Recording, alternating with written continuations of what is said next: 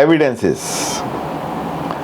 The easiest way to convince oneself is by going to a palmist who knows nothing about you.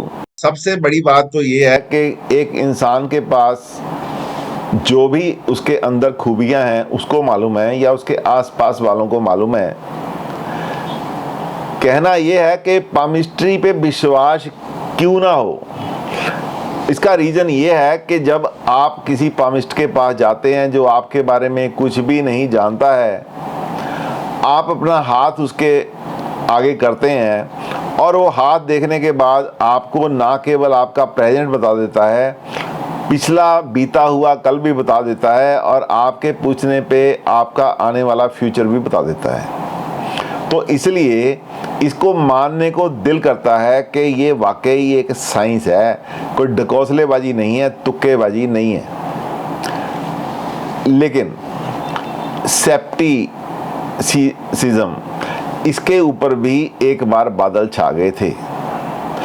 हुआ क्या था कि world war में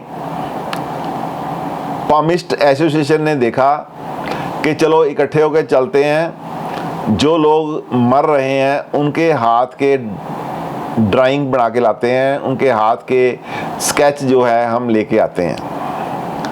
तो उन्होंने देखा कि बहुत से नौजवान 19, 20, 21, 22, 25 साल के बच्चे जो वर्ल्ड वार में मर रहे थे या मरने के नज़दीक थे या मर चुके थे, तो सैकड़ों हाथों को देखा। उनमें बहुत से ऐसे थे जिनकी लाइफ लाइन बहुत लंबी थी और मरने वाली कोई भी डेथ लाइक सिचुएशन किसी के हाथ में भी नहीं थी। तब उनका भरोसा, पामिस्ट का भरोसा इस साइंस के ऊपर से उठ गया।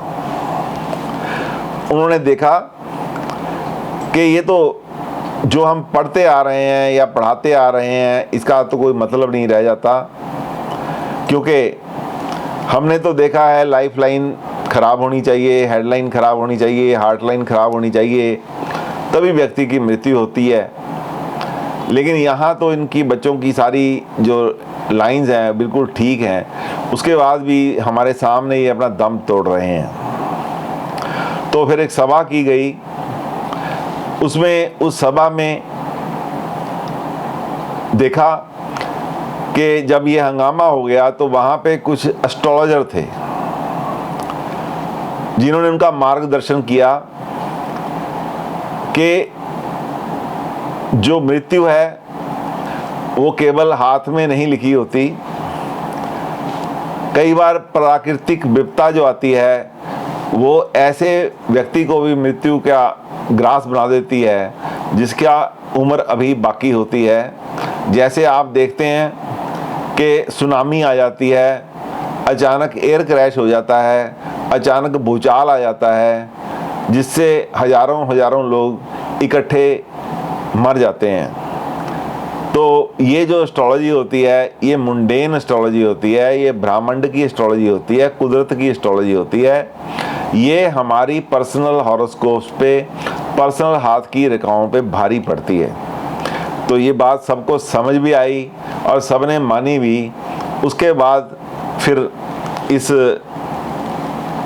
जो पामिस्ट्री की साइंस है इसके ऊपर बहुत ज़्यादा अच्छे तरीके से काम करना शुरू किया। फिर लोगों का विश्वास इसमें बनने लगा, सबने बहुत मेहनत की।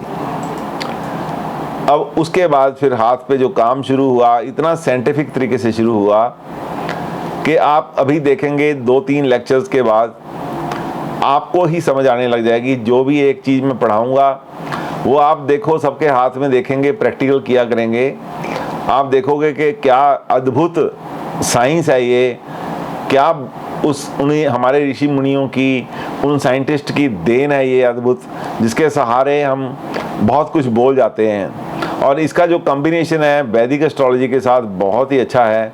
जहाँ पे कभी वैदिक एस्ट्रोलॉजी में आपको बोलने में कोई प्रॉब्लम आती है, कहीं कंफ्यूज होते हैं आपके, ऐसा बोला जाए या ना बोला जाए, यदि वही हाथ पामिस्ट्री में आपके हाथ पे भी कन्फर्म होती है तो आप बिल्कुल कॉन्फिडेंस से वो बात बोल सकते हैं। चलिए हाथ के बारे में थोड़ा जानते हैं।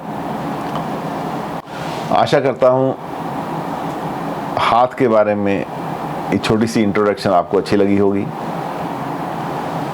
यदि आप इस वीडियो को बार बार देखेंगे तो हाथ के बारे में आपका जो इंट्रोडक्शन लेक्चर है इसी में आपको हाथ के बारे में बहुत कुछ पता चल जाएगा।